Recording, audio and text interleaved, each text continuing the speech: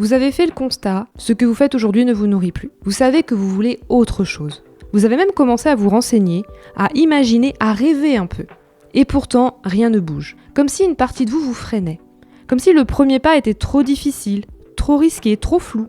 Ce moment-là, ce flottement entre l'envie de changer et l'incapacité d'agir, beaucoup de personnes le traversent. Alors, ce n'est pas un manque de volonté, ni même parfois un manque de clarté, c'est un mécanisme bien plus profond, plus subtil dont vous n'avez pas conscience. Et oui, changer de voie, c'est faire face à l'inconnu, et notre cerveau, lui, il n'aime pas l'inconnu.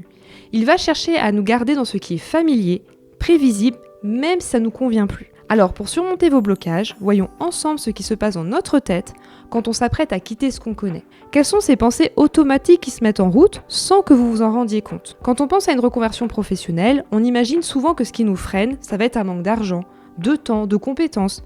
Mais bien souvent, ce qui nous bloque vraiment se passe dans notre tête. Il faut comprendre que notre cerveau n'aime pas le changement, on vient de le voir. Il est câblé pour nous maintenir dans ce qu'il connaît, même si ce qu'on connaît ne nous convient plus d'ailleurs. Pourquoi ? Parce que l'inconnu est perçu comme un risque.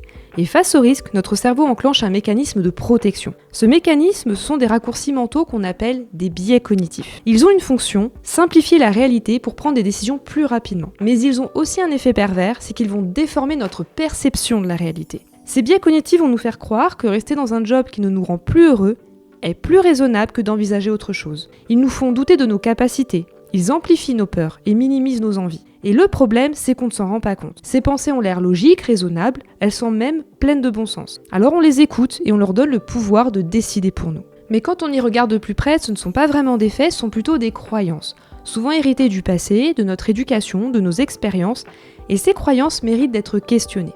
Parmi tous ces biais cognitifs, certains vont être particulièrement plus fréquents chez les personnes en réflexion de reconversion. J'ai donc décidé de vous en présenter 5. 5 manières de penser qui peuvent avoir l'air anodines, mais qui influencent profondément vos décisions. Alors le premier biais cognitif auquel il faut être vigilant, c'est le biais du statu quo. C'est cette tendance à préférer ce qu'on connaît, même si ça ne nous convient plus, juste parce que c'est familier. Vous vous dites peut-être que ce travail ne vous épanouit plus, mais qu'au moins vous savez à quoi vous attendre. Vous savez, c'est le fameux « on sait ce qu'on perd, mais on ne sait pas ce qu'on gagne ». Alors c'est une forme de sécurité mentale, sauf que cette croyance vous enferme dans une situation qui, même si elle vous rend malheureux, vous paraît plus sûre car c'est du connu. Le deuxième biais cognitif à connaître, c'est le biais de confirmation. C'est celui qui va nous pousser à ne voir que les informations qui confirment déjà ce qu'on croit. Si vous pensez que la reconversion c'est risqué, vous allez naturellement remarquer les histoires d'échecs et ignorer les réussites. Vous allez interpréter chaque difficulté comme une preuve que vous aviez raison. Et ce biais renforce vos peurs au lieu de les apaiser. Un troisième biais qui peut vous jouer des tours, c'est l'aversion à la perte. C'est la peur de perdre quelque chose, un salaire, un statut, une reconnaissance, même si cette chose ne vous nourrit plus vraiment.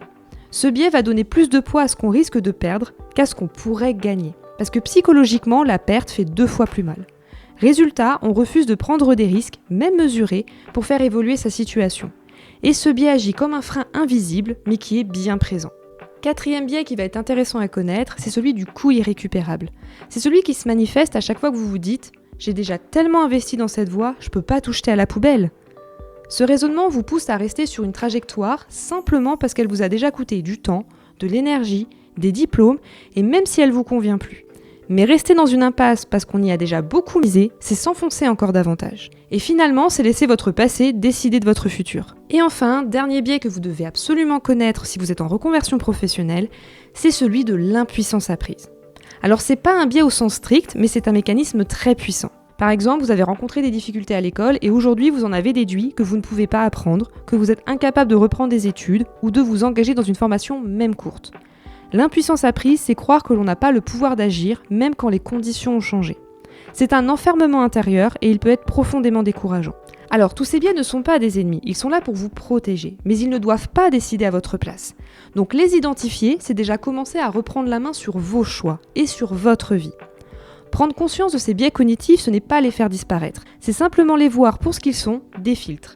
Et comme tout filtre, ils modifient la façon dont on perçoit la réalité. Mais ils ne disent pas toute la vérité. Alors, si vous vous surprenez à penser « je ne suis pas capable de changer »,« il est trop tard »,« je ne veux pas tout gâcher », ce ne sont pas des intuitions profondes, mais des pensées influencées par ces mécanismes automatiques. Ce qui peut vous aider, c'est de commencer par observer. Observez ce que vous vous racontez dans votre tête au moment de prendre une décision.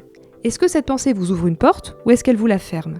Est-ce qu'elle est réellement fondée ou est-ce qu'elle repose sur une peur ancienne ? une habitude de vous protéger. Et surtout, rappelez-vous que vos pensées d'aujourd'hui ne définissent pas ce que vous serez demain. Ce n'est pas parce que vous doutez maintenant que vous ne serez pas prêt plus tard. Ce n'est pas parce que vous avez toujours fait un certain métier que vous êtes condamné à le faire encore. La reconversion, ce n'est pas une rupture brutale. C'est un chemin, un voyage vers une destination que vous aurez choisie en amont. Alors ne laissez pas ces pensées automatiques décider à votre place et apprenez à les reconnaître. Parce que derrière chaque peur, chaque hésitation, il y a souvent une occasion d'évoluer et de se rapprocher de ce qui nous correspond vraiment.